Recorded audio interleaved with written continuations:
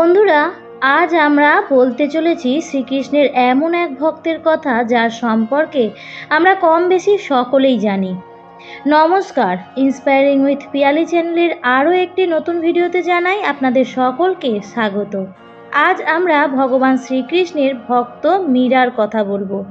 মীরার কাহিনী আমরা প্রত্যেকেই জানি, কিন্তু বন্ধুরা, আপনারা কি জানেন মীরা আগের জন্মে কে ছিলেন আর তিনি এমন কি পাপ করেছিলেন যার জন্য তাকে এই জন্মে মীরা হয়ে জন্মাতে হলো?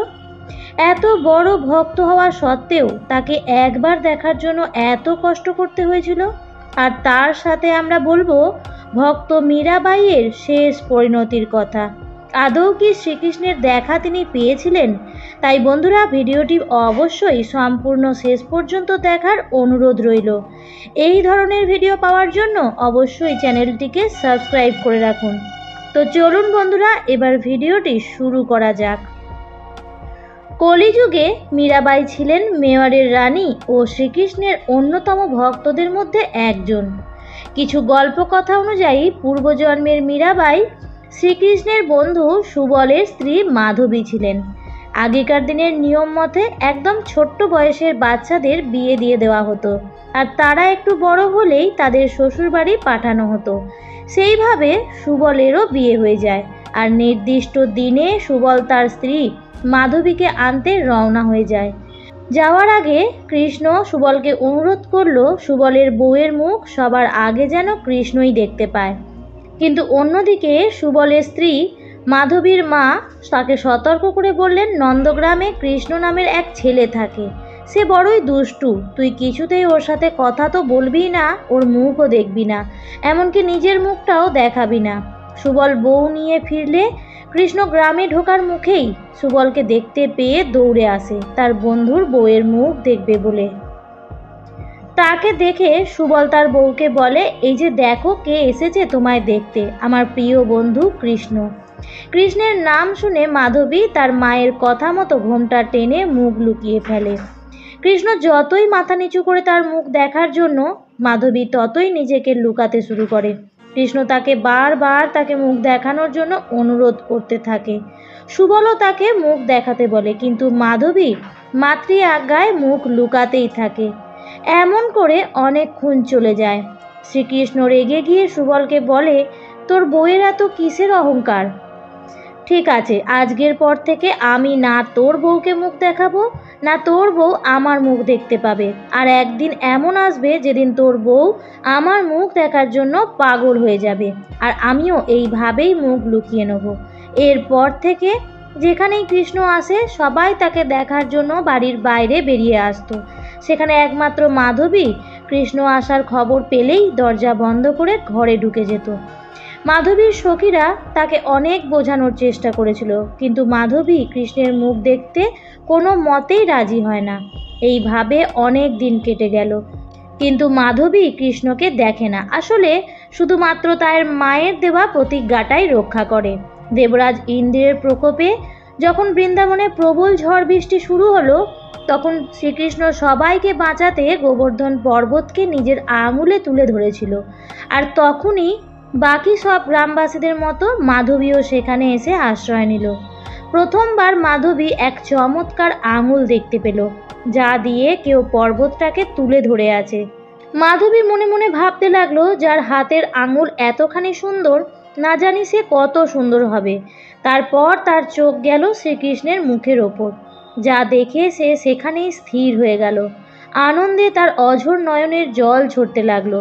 মাধবীকে ওইভাবে থাকতে দেখে তার এক সখী তাকে জিজ্ঞেস করলো, কি হয়েছে? মাধবী তাকে উল্টে প্রশ্ন করলো, কে এই অদ্ভুত বালক যার ওপর থেকে আমি চোখ সরাতে পারছি না?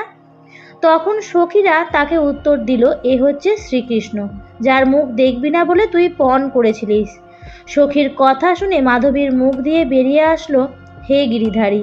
সে আরও কাঁদতে লাগলো, আর নিজের মাকে উদ্দেশ্য করে বলতে লাগলো, মা, এ তুমি কেমন প্রতিজ্ঞা করালে আমাকে দিয়ে? এত বড় অন্যায় কেন করালে আমার সাথে? এ কি রূপ? এই রূপ একবার দেখার জন্য আমি সব কিছু ভুলে যেতে পারি।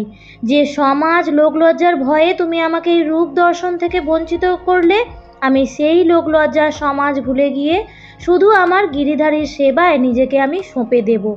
এই মাধবী কলিতে শ্রীকৃষ্ণ ভক্ত মীরাবাই রূপে জন্মগ্রহণ করেছিলেন। তার দাপর যুগে করা প্রতিজ্ঞা রক্ষা করতেই সমাজ, লোকলজ্জা কোনো কিছুর পরোয়া না করে নিজেকে কৃষ্ণের প্রেমে লুটিয়ে দিয়েছিলেন। তো বন্ধুরা, তোমরা কারা কারা এই গল্পটা আগে থেকেই জানতে কমেন্ট বক্সে অবশ্যই জানিও। কিছু মতে মীরাবাই ছিলেন দাপরের শ্রীকৃষ্ণের সখী রাধা, আবার কোনো কোনো মতে তিনি ছিলেন শ্রীকৃষ্ণের অষ্ট সখীর মধ্যে ললিতা সখীর অবতার। এছাড়াও তাকে ঘিরে অনেক লোককথা আছে, যেখানে তার স্বামীর মৃত্যুর পর তাকে শ্বশুরবাড়ির লোক বিষ খাইয়ে মারার চেষ্টা করেছিল, কিন্তু কৃষ্ণের কৃপায় সেই বিষ অমৃত পরিণত হয়ে যায়, যা খেয়ে মীরার কোনো ক্ষতি হয় না। এমনকি এক বাক্স ভর্তি সাপ দিয়ে তাকে ঘরের মধ্যে বন্দি করলেও সেই সাপ সব ফুলের মালাতে পরিণত হয়।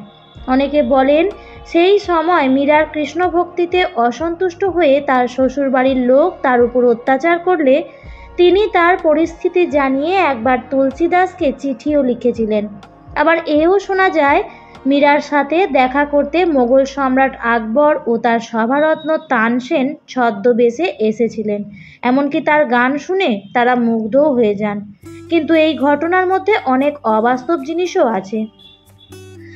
এবার বলি শ্রীকৃষ্ণ ভক্ত মীরাবাই জীবনের একদম শেষের দিকের কথা। কিছু তথ্য অনুযায়ী মীরাবাই তার জীবনের শেষ ভাগটা তার প্রভুর শ্রীকৃষ্ণের নগরী দ্বারকাতে কাটিয়েছিলেন, যেখানে তাকে শেষবারের জন্য দেখা যায়।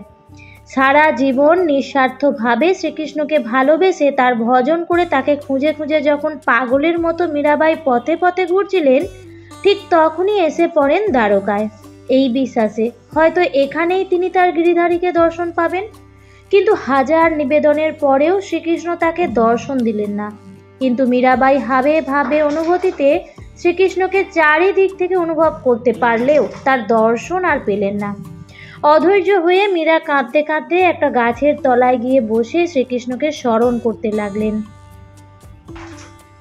ধীরে ধীরে যখন তিনি বুঝতে পারলেন যে তার প্রাণবায়ু শেষ হয়ে এসেছে, তখন তিনি আধোগোলা চোখে দেখতে পান গাছের ওপর একটা কাক তার মৃত্যুর জন্য অপেক্ষা করছে। তখন মীরাবাই সেই কাককে উদ্দেশ্য করে বললেন, হে কাক, আমি তোমার কাছে প্রার্থনা করছি, এই যে আমার মৃত্যুর পর তুমি আমার শরীরের সমস্ত মাংস ভক্ষণ করে খেয়ে নাও, কিন্তু দয়া করে চোখ দুটো খেও না। এই চোখ দুটো আমি আমার প্রিয়কে দেখার জন্য অপেক্ষা করছি। মীরা কাককে উদ্দেশ্য করে আরও বলেন যে খাওয়ার পর সে যেন তার হৃদয়টা নিয়ে চলে যায়, আর যেখানে গিরিধারী আছে সেখানে গিয়ে যেন তার পায়ে রেখে দেয়।